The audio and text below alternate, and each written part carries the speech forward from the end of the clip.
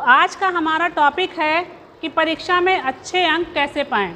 आप सभी विद्यार्थी हैं, चाहे कोई विद्यार्थी हो या कोई नौकरी के लिए कोई भी परीक्षा दे रहा हो, तो हर कोई अपनी अपनी बुद्धि से पढ़ता है। सबका अपना एक मानसिक स्तर होता है, उसके हिसाब से पढ़ते हैं। और किसी का बौद्धिक स्तर अधिक होता है, किसी बच्चे का बौद्धिक स्तर कम होता है, तो वो उस हिसाब से पढ़ाई करता है। और उसके बाद अगर जब परीक्षा में अच्छे अंक नहीं प्राप्त कर पाते हैं तो माता पिता की ओर से, गुरुजनों की ओर से या अपने और सभी समाज में आपको कहीं ना कहीं ताने सुनने को मिलते हैं या फिर थोड़ा सा बुरा फील होता है, जिसकी वजह से बच्चे और जो प्रतियोगी परीक्षा के प्रतिभागी हैं उनका जो है स्ट्रेस लेवल बढ़ जाता है। तो इसी तनाव मुक्त शिक्षा के संबंध में उसके अंतर्गत ही आज का ये टॉपिक रखा गया है कि परीक्षा में अच्छे अंक कैसे पाएँ। आप लोग यहाँ पर हाई स्कूल के, 9th के और 12th के सब बच्चे बैठे हुए हैं, तो आप सभी को परीक्षा देनी है, बोर्ड की परीक्षा भी देनी है। और जो प्रतियोगी परीक्षा के लिए, जो कोई नौकरी के लिए कोई परीक्षा दे रहा है, तो उनके लिए भी ये सेशन बहुत ही लाभदायक होगा। तो जब आप सभी पढ़ाई करते हैं, आपका अपना एक मटेरियल होता है, बुक्स होती हैं जिनसे आपको पढ़ना है। प्रतियोगी परीक्षा के लिए अगर तैयारी कर रहे हैं तो उसके लिए प्रतियोगी किताबें होती हैं और उनसे आप पढ़ते हो।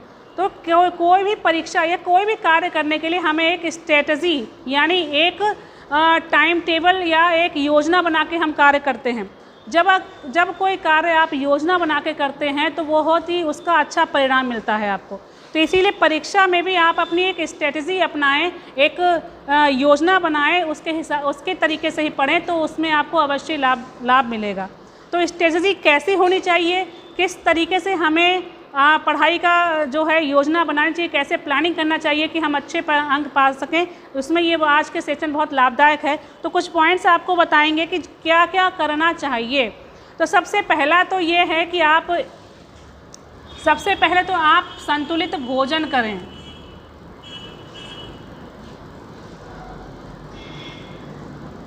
संतुलित भोजन, अच्छा भोजन करना बहुत ज़रूरी है, क्योंकि कहा जाता है ना कि भूखे पेट भजन न होए गोपाला, कि जब भूखे पेट हैं तो कहाँ से दिमाग में कुछ घुसेगा। आप भूखे हैं तो आपका माइंड काम नहीं करेगा। आप अच्छा भोजन नहीं कर रहे हैं तो सर चकराएगा, आपको कमज़ोरी आएगी, मानसिक स्तर, जो बौद्धिक स्तर है, बौद्धिक विकास है, वो भी अच्छे से नहीं हो सकेगा। तो इसलिए संतुलित भोजन करना बहुत ज़रूरी है। ठीक है, तो हमें अपने खान पान का अच्छे से ख्याल रखना है। आपका संतुलित भोजन में क्या है, आपके ऐसा भोजन जिसमें सारे न्यूट्रिएंट हों, सारे पोषक तत्व हों, प्रोटीन, कार्बोहाइड्रेट, वसा, खनिज लवण, विटामिन्स, ये सभी पोषक तत्व, जल, ये सभी पोषक तत्व आपको पर्याप्त मात्रा में जिस भोजन में मिल रहे हों, वह भोजन आपका संतुलित भोजन कहलाता है। जैसे आप जो भोजन जिसमें आपका सलाद, रायता, रोटी, चावल सब कुछ पूरे अच्छे से थाली में होने चाहिए। तो ऐसा भोजन आपको पौष्टिक भोजन करना है। दूध वगैरह ये और जो फ्रूट्स हैं ये सब भी अपने भोजन में शामिल करने हैं। ठीक, तो सबसे पहले आपको संतुलित भोजन का ध्यान रखना, संतुलित भोजन करना है। दूसरा आपका है पर्याप्त नींद, क्योंकि जब आप पर्याप्त नींद नहीं लेंगे तो आप आज पूरे दिन जगते रहे, रात भर जगते रहे, और आपने एक रूटीन बना रखा, भाई हमें सुबह जो है 1 घंटे पढ़ना है, लेकिन जब रात भर जगते रहे तो आप सुबह क्या अच्छे से पढ़ पाओगे? नहीं, नींद आएगी, सर चकराएगा, दर्द होगा। तो इसलिए आप टाइम टेबल को फॉलो नहीं कर पाएंगे। आप अगर अच्छा टाइम टेबल भी बना रहे हैं तब भी अगर आप नींद नहीं ले रहे हैं तो भी आप जो है उसमें अच्छा आप जो अधिगम स्तर है, जो सीखने का लेवल है आपका, जो आप पढ़ेंगे दिमाग में घुसेगा कैसे, तो उसमें कमी आएगी। इसलिए आपको पर्याप्त नींद लेनी है। और पर्याप्त नींद क्या होती है? 6 से 8 घंटे, आपके जो है 6 से 7 घंटे आपको नींद लेना ज़रूरी होता है। ठीक, तो तीसरा आपका ये क्या करना चाहिए कि अपना टाइम टेबल बनाना है। कोई भी कार्य आप बिना योजना के करेंगे तो वह जो है उसमें पूर्ण सफलता प्राप्त होने की आशंका रहती है। पूरी सफलता मिलेगी इसके लिए आप श्योर नहीं रहते। लेकिन जब आप कोई टाइम टेबल बना के करते हैं कार्य, कोई प्लानिंग करके कार्य करते हैं, तो आप प्लानिंग में क्या बताते हैं कि क्या करना है, कब करना है, कैसे करना है, किस किस की हेल्प लेनी है, वो सारा आपका माइंड मेकअप होता है। और फिर जब ये सब चीज़ हमें ज़रूरत है, ये सारी चीज़ें मिल जाएंगी तो हमारा प्रतिफल क्या मिलेगा, हमारा रिजल्ट क्या मिलेगा, आप प्लानिंग में सब कुछ जान चुके होते हैं, सब कुछ माइंड मेकअप हो चुका होता है। तो यानी कि आप प्लानिंग जब किसी चीज़ की करते हैं, ऐसे करते हैं कि हाँ हमें इस तरीके से सफलता प्राप्त होनी है, तो उसमें पूरी सफलता प्राप्त होने के पूरे आसार होते हैं। लेकिन जब आप टाइम टेबल बना के या प्लानिंग करके करेंगे, तो आपको अपना टाइम टेबल बनाना है कि किस टाइम हमें पढ़ना है। मॉर्निंग का टाइम क्या होता है, बहुत अच्छा मुहूर्त, अच्छे शुभ मुहूर्त का टाइम होता है। उस समय उस समय हमारे दिन की शुरुआत होती है, उस समय हमारे जो माइंड होता है वो बहुत एक्टिव होता है। तो उस समय आप एक मॉर्निंग सुबह को पढ़िए, सुबह को कुछ टाइम रखिए, मान लीजिए 2 घंटे आप सुबह पढ़ लिए। आपका अगर 8 बजे का स्कूल है तो आप सुबह 4 बजे उठ जाते हैं या 5 बजे उठ जाते हैं, तो 5 से 7 आप पढ़ लीजिए, 7 से 8 नहाना धोना खाना पीना निकल लिए अपने स्कूल के लिए। ठीक, तो 2 घंटे आप सुबह पढ़ सकते हैं। फिर दोपहर में आप अपना कोई अगर काम कर रहा है, अपना जॉब कर रहा है, या आप लोग स्कूल में आ रहे हैं, तो 1-2 बजे या 3 बजे तक सभी लोग फ्री हो जाते हैं। उसके बाद दोपहर में अपना खाना पीना खाया, थोड़ा आराम किया, हमें आराम की भी ज़रूरत है, आराम किया, बीच में छोटी सी नींद भी लेनी है, तो वो किया। जो दिन भर की हमारी थकान है वो सारी मिट जाती है और उसका फिर से रिफ़्रेश हो जाते हैं हम। और चाय नाश्ता किया दोपहर शाम की, और उसके बाद आप शाम को 2 घंटे पढ़िए, 2 से 3 घंटे पढ़ सकते हैं आराम से। ठीक है, फिर रात का टाइम कुछ 2 घंटे निकालिए, रात को पढ़िए। तो आप टाइम टेबल जो है, बहुत से लोग 18-18 घंटे का टाइम टेबल बना लेते हैं। 24 घंटे हैं हमारे पास, ठीक है, उसमें 18 घंटे वो पढ़ने का ही निकाल लेते हैं, इतना टफ पढ़ते हैं। लेकिन 18 घंटे की पढ़ाई आपको नहीं करनी है। अगर बहुत किसी परीक्षा के लिए तैयारी कर रहे हैं तो आप 8 से 12 घंटे की परीक्षा की तैयारी कर सकते हैं। आप लोग 6 से 8 घंटे पढ़ते हैं लेकिन बहुत मन लगा के पढ़ते हैं, वो भी बहुत आपके लिए फ़ायदेमंद होगा। तो टाइम टेबल में आपको कितने पढ़ने, कितने घंटे, आप मिनिमम तो आप 6 से 8 घंटे पढ़िए। ठीक, 2 घंटे सुबह, 2 घंटे शाम, 3 घंटे शाम को पढ़ लिए, 3 घंटे रात को पढ़ लिए। ठीक, ये हो गया। या फिर 6 से 8 घंटे, और नहीं तो जो अगर बहुत आपको नौकरी पानी है, परीक्षा के नौकरी के लिए आपको तैयारी करनी है, तो आप 8 से 12 घंटे आप पढ़िए। तो ये इस तरीके का आप टाइम टेबल बना सकते हैं। ठीक है, तीसरा जो चौथा पॉइंट है आपका कि सरल से कठिन की ओर।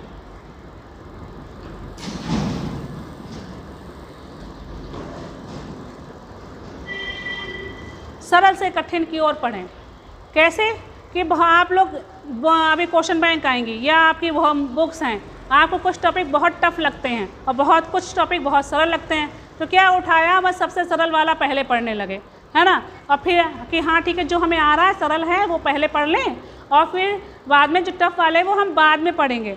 तो क्या होता है कि सरल पढ़ते चले जाते हैं, और जो टफ वाला है फिर तब तक एग्ज़ाम आ जाता है, और उस टाइम आपके पास इतना टाइम नहीं मिलता है, क्योंकि टफ सब्जेक्ट है, उसको पढ़ने में समझने में आपको ज़्यादा समय लगेगा, और लास्ट में आपके पास समय कम बचा। तो क्या है, पढ़ें तो सरल से कठिन की ओर पढ़ें, लेकिन आप जो है कठिन शब्द जो टॉपिक है उनके लिए आप पर्याप्त समय निकाल के रखें। ठीक है, ये नहीं कि पहले के बाद सरल ही पढ़ लिया और कठिन तो हमें पता नहीं, आगे पढ़ेंगे तो पढ़ेंगे, टाइम बचेगा तो पढ़ेंगे, ऐसा नहीं है। ठीक है, आप एक लय से पढ़िए। 5वां है, आप नकारात्मकता से बचिए, नेगेटिविटी से बचिए, कि आप पढ़ रहे हैं और अंदर नेगेटिव ख्याल आ रहे हैं कि हम पता नहीं पढ़ पाएंगे, या फिर याद हो पाएगा नहीं हो पाएगा, या फिर हम ये जो है आप अपना पढ़ रहे हैं, दूसरे को देख रहे हैं वो 8 से 12 या 14 घंटे पढ़ रहा है, और उसको अपना पढ़ रहे हैं, अपनी टेंशन लेके पढ़ना छोड़ के उसका देख रहे हैं, भैया वो तो बहुत ज़्यादा पढ़ रहा है, और उसकी टेंशन ले ली। अब अपना जो 8 घंटे 12 घंटे पढ़ते थे वो भी मन लगा के नहीं पढ़ रहे हो, हाँ। तो जो भी पढ़ रहे हो उसको मन लगा के, जितना पढ़ रहे हो उसको मन लगा के पढ़ो। तो आपको नेगेटिविटी नहीं लेके आनी है अपने अंदर, है ना। नेगेटिविटी नहीं लेके आनी है, कि नकारात्मक विचारों से बचना है आपको, कि लगे कि हाँ कोई टॉपिक कुछ इतने टफ होते हैं कि हम ये टॉपिक समझ ही नहीं पाएंगे, इसलिए इसको छुएंगे ही नहीं। कुछ टॉपिक्स जो होते हैं समझ से परे होंगे, आपको लगेगा कि ये तो बिल्कुल नया है और हम इसको समझ में आएगा नहीं, तो हम इसको छोड़ देते हैं। या फिर तो ऐसे टॉपिक में आपको क्या करना है, तो उन टॉपिक्स पे आप गूगल पे सर्च कीजिए, अपने टीचर से कंसल्ट कीजिए, अपने फ्रेंड जिसको आता है उससे कंसल्ट कीजिए, उससे बातचीत करिए, तो वो आपको टॉपिक जब समझेंगे, आप डिस्कशन करेंगे तो वो आपको समझ में आने लगेगा, फेमिलियर लगने लगेगा कि हाँ इसके बारे में तो हमने सुन रखा है, इसके बारे में तो हमें जान रखा है। वो टॉपिक आपको सरल लगता है जिसके बारे में आप सुन चुके होते हैं या देख चुके होते हैं या कर रहे होते हैं। लेकिन जब कोई ऐसा कठिन टॉपिक लगता है आपको और ये लगता है कि ये तो हमने कभी सुना ही नहीं है, तो उसके बारे में डिस्कशन कीजिए, उसके बारे में खोज कीजिए। गूगल आपके सबके हाथ में है, उस पर सर्च कीजिए, ज़्यादा नॉलेज सर्च कीजिए, और वो आपको जब उसका पढ़ेंगे तो आपको लगेगा हाँ हम इसको जानते हैं, ये हमारे आसपास हो रहा है। तो आपको वो टॉपिक टफ नहीं लगेंगे। आप उसको अगर ध्यान लगा के पढ़ेंगे, मन लगा के पढ़ेंगे, तो वो आपको अच्छे से समझ में आएगा। ठीक है, तो आपको नकारात्मकता से बचना है, ऐसे लोगों से बचना है, ऐसे लोगों से बचना है कि जो हमेशा नेगेटिव बातें करते हैं, अरे भाई हम तो बस फेल ही हो जाएंगे, हम कैसे पढ़ें, मतलब खुद नहीं पढ़ पा रहे, दूसरे को भी नहीं पढ़ने दे रहे हैं। तो ऐसे लोगों से भी बचना है, ऐसे माहौल से भी बचना है जहाँ पर नकारात्मकता हो, जहाँ दोस्त, जहाँ आपके रिश्तेदार जो आपको अप्रिशिएट करें, जो टीचर आपको अप्रिशिएट करें, जो आपके दोस्त अप्रिशिएट करें, जो आपके रिश्तेदार आपको अप्रिशिएट करें कि हाँ बेटा बहुत अच्छा कर रहे हो, और आज और मेहनत करो, बहुत अच्छा कर रहे हो, बहुत अच्छे नंबर लेके आए हो, और पढ़ाई करो।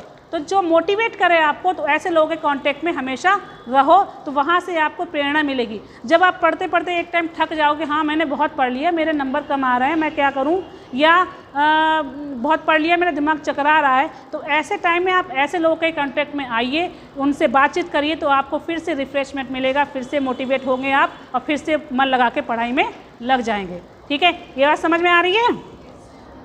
छठा है, आप अपने नोट्स बना के रखें। नोट्स बहुत ज़रूरी हैं, कि लोग क्या है कि दूसरे कॉपी से कॉपी कर लेते हैं, तो जो उसने गलती करी वही हमारी भी गलती हो जाएगी। उसने तो मार खाई, डंडे खाए, उसके नंबर कम आए, हमारे भी कम आ गए, जबकि हम तो अच्छे से पढ़ सकते थे। तो कॉपी करने से बचें, किसी को कॉपी नहीं करना, अपने नोट्स खुद बनाएं। अपनी नोट्स बनाना क्या है, आप जो अच्छी अच्छी बुक्स हैं उनसे अब जो पढ़ें उसको, फिर उससे जो सार निकल के आता है उस सार को अपनी कॉपी में नोट करें। ठीक है, चलो तुम जाओ। ठीक है, तो नोट्स अपने ज़रूर बनाएं, अपना कॉपी में काम करें, अपने जो इम्पोर्टेंट नोट्स हैं, जो वन लाइनर हैं, जो उन सबको अपने कॉपी में नोट्स करते रहें। ये नोट्स आपके क्या है कि जब आप रिवीजन करेंगे, जब आप एग्ज़ाम टाइम में देखेंगे कि हमें 2 मिनट का रिवीजन करना है, 2 घंटे का रिवीजन करना है, तो ये नोट्स आपके बहुत हेल्पफुल होंगे। ठीक है, तो ठीक है, नोट्स बना के रखने हैं। पुराने पेपर को हल करें, जो आपके बैक पेपर हैं, उनको सॉल्व करें, क्योंकि जब आप अभी बोर्ड के एग्ज़ाम दे रहे हो, पुराने पेपर अगर आप सॉल्व नहीं करेंगे तो आपको आइडिया नहीं लगेगा किस टाइप के क्वेश्चन आ रहे हैं। या किसी प्रतियोगी परीक्षा के लिए आप पेपर दे रहे हैं, तो मान लो टीएचटी पीटी इंटर कॉलेज के लिए दे रहे हैं, तो जब तक आप बैक पेपर नहीं देखेंगे तो तब तक आपको आइडिया ही नहीं लगेगा कि किस टाइप के उसका पेपर का क्वेश्चन का लेवल क्या है, क्वेश्चन कहाँ से पुट किए जा रहे हैं, कहाँ से उठाए जा रहे हैं, कौन कौन से टॉपिक से हमारे क्वेश्चन बन के आ रहे हैं। क्योंकि बुक में तो पूरा ब्रॉड दिया होता है, लेकिन उसमें कुछ टॉपिक्स ऐसे होते हैं जहाँ से क्वेश्चन बनते हैं। तो आप जब पुराने पेपर सॉल्व करेंगे तो आपको आइडिया लगेगा कि हमें किस हिसाब से पढ़ना है, किन टॉपिक पर ज़्यादा फोकस करना है और उसके बारे में ज़्यादा विस्तार से पढ़ना है, क्योंकि वहाँ से क्वेश्चन ज़रूर आते हैं। ठीक है, तो पुराने पेपर को आपको हल करना है और आपको एकाग्र होकर पढ़ना है, टेंशन नहीं लेना है, तनाव मुक्त जो है होकर आपको पढ़ना है, टेंशन नहीं लेना।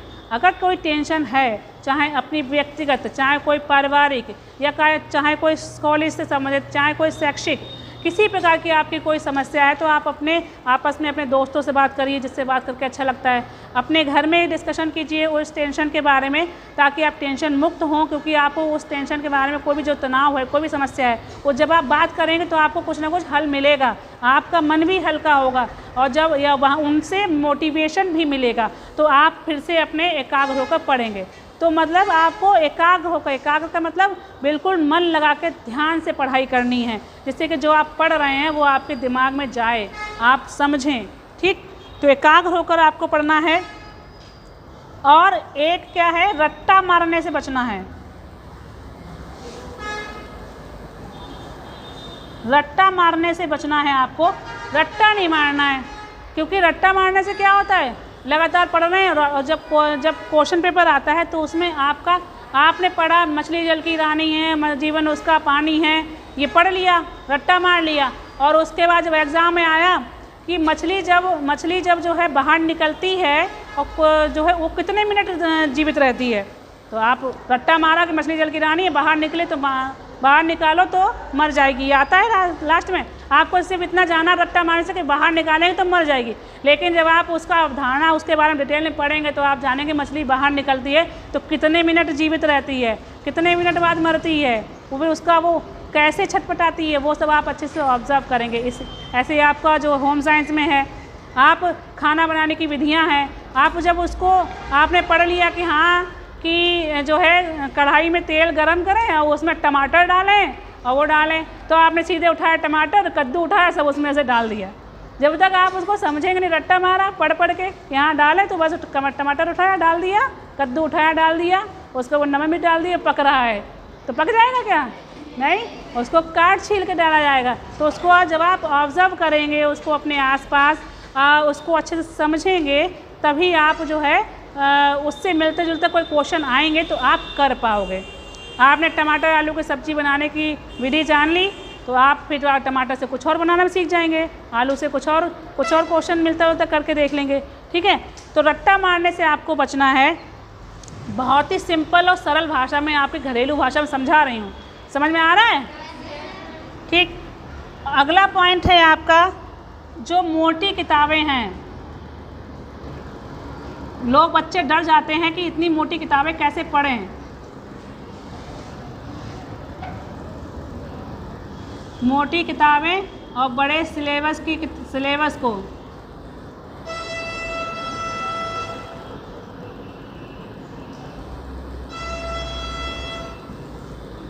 मोटी किताबें होती हैं। ठीक है, बच्चे बहुत हैं, उसको देख कर डर जाते हैं, ओ इतनी सारी 1000 पेज की किताबें हैं, 500 पेज की किताब है ये, तो कैसे पढ़ेंगे, कहाँ से शुरू करें? हाँ, उसको देख कर डर जाते हैं, तो वो रखी रहती है, उसको उठाने की हिम्मत नहीं होती कि इसको हम कैसे पढ़ पाएंगे। या फिर जो बड़े सिलेबस की जो जिसमें ऐसे कोर्स होते हैं जिसमें बड़े सिलेबस होते हैं, बहुत लंबे लंबे सिलेबस होते हैं कि ये पूरा कौन है 12th का? 12th जाओ, कक्षा 12। ठीक है, तो जो मोटी किताबें हैं, बड़े बड़े सिलेबस की किताबें हैं, तो उनको आप डिवाइड करें। डिवाइड मतलब क्या करें कि मोटी किताबें हैं तो उनमें देख लें कि हमें कितने दिन में ख़त्म करनी है, कितना टाइम है हमारे पास पढ़ाई के लिए। हमारे पास मान लीजिए 2 महीने का टाइम है, तो हमें उसमें कुछ टाइम तो हमें जो है रिवीज़न के लिए भी रखना है। 15 दिन आपने रिवीज़न के, 10 दिन अपने रिवीज़न के लिए रख लिए। अब आपका 2 महीने में कितने दिन होते हैं? 7 दिन हो गए। 7 दिन में से आपने 10 दिन आपने रिवीज़न के लिए रख दिए, आपके पास कितने बचे? 50 दिन। और आपके पास 700 पेज की किताब है। ठीक है, तो आप 50 दिन को जो है 700 में डिवाइड कर दीजिए। पर डे जितने पेज आ जाएंगे उतने पेज आप पढ़िए, तो आपको टेंशन ही नहीं रहेगी। पूरी किताब रोज़ देखोगे, इतनी किताब हम कैसे पढ़ पाएंगे, इतनी मोटी किताब शुरू ही नहीं कर पाओगे। लेकिन जब आप ये डिसाइड कर लोगे कि हमको एक दिन में 8 पेज पढ़ने हैं, एक दिन में 10 पेज पढ़ने हैं, तो आपको टेंशन ही नहीं होगी कि बस 8 ही पेज तो पढ़ने हैं, हमें 10 पेज ही तो पढ़ने हैं, हम 1 घंटा पढ़ेंगे, अच्छे से पढ़ लेंगे। उसके बाद आप अलग चीज़ें पढ़ सकते हैं, उससे एक्स्ट्रा नॉलेज ले सकते हैं। और जैसे कुछ बच्चों को क्वेश्चन था, उस दिन पूछ रहे थे कि अगर मान लो जो हम किसी दिन हमने डिवाइड कर लिया 8-8 पेज पढ़ना है हमें हर डे, ठीक है, और उस दिन हम किसी दिन हम कहीं बाहर चले गए, नहीं पढ़ पाए, ठीक, तो हम तो फिर कैसे होगा? तो अगले दिन आपको उसको थोड़ी डबल मेहनत कर लीजिए, अगले दिन उसको कवर कर लीजिए।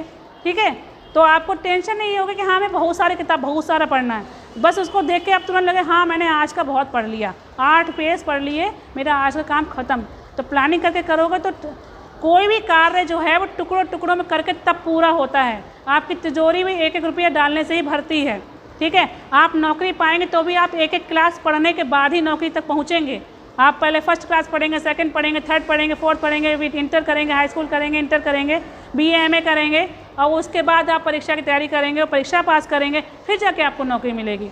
तो स्टेप बाय स्टेप चलेंगे तो आपको वो मेहनत नहीं लगे, वो उतना तनाव नहीं होगा, आपके सब कुछ माइंड में पूरा क्लियर रहेगा कि हमें क्या करना है और कब करना है।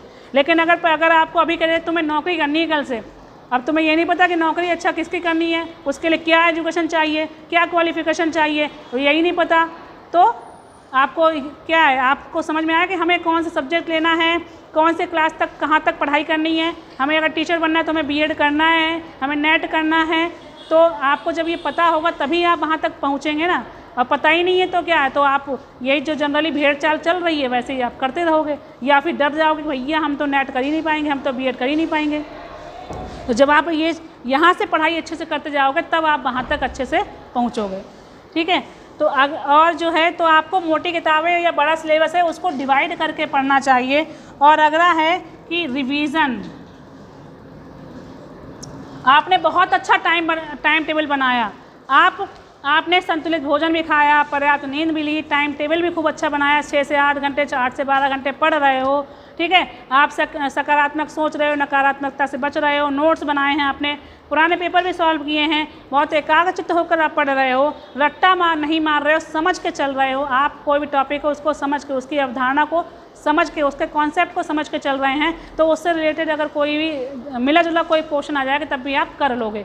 और मोटी किताबों को भी आप अच्छे से डिवाइड करके पढ़ रहे हो, ये सारा फॉलो कर रहे हो, लेकिन आप रिवीजन नहीं कर रहे हो। पेपर आया, क्योंकि आप ये सब कब से पढ़ रहे हो, 4 महीने से, 6 महीने से, 5 महीने से पढ़ रहे होगे, या 1 साल से पढ़ रहे होगे।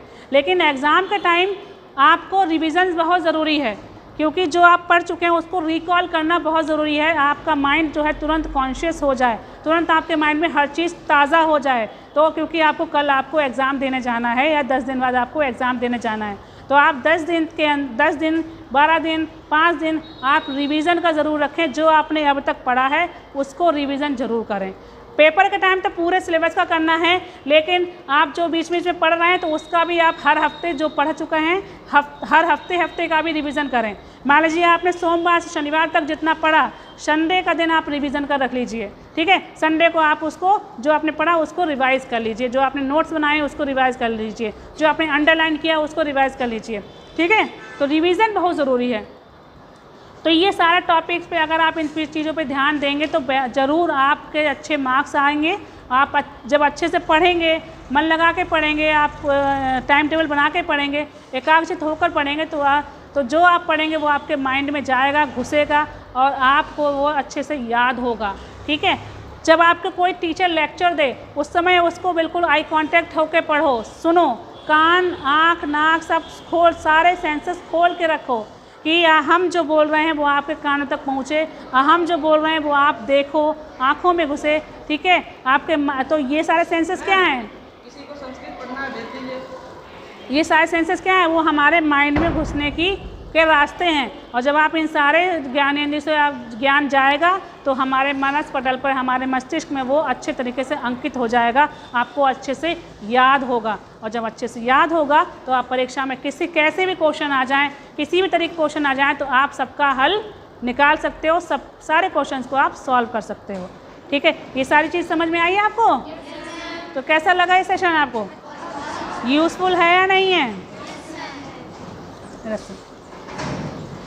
तो इस टाइप के टॉपिक मोटिवेशनल क्लास होने चाहिए नहीं होने चाहिए? आपके लिए हेल्पफुल होंगे? आज का टॉपिक कैसा है? कुछ क्या समझा आपने? रट्टा नहीं मारना है, हाँ, संतुलित भोजन। जो आप लोग जो कॉलेज में आके जो लंच नहीं लेके आते हो ना, समोसे खाते हो, संतुलित भोजन बहुत ज़रूरी है। समोसे वगैरह कभी कभार तो ठीक लगते हैं, लेकिन आपका लंच लाना बहुत ज़रूरी है। ठीक है, आप अगर ज़्यादा गैप करते हो खाने के बीच में तो उससे क्या है, हमारे एसिड बनता है शरीर के अंदर, और वो हमारे माइंड पर भी असर करता है, हमारे पेट पर, किडनी पर, सभी पर असर करता है, तो स्वास्थ्य खराब होगा। तो इसलिए खाना हमें समय से खाना है और संतुलित भोजन करना है। ठीक है, पौष्टिक भोजन करना है। ठीक है, चलिए आज का सेशन समाप्त है। थैंक्स।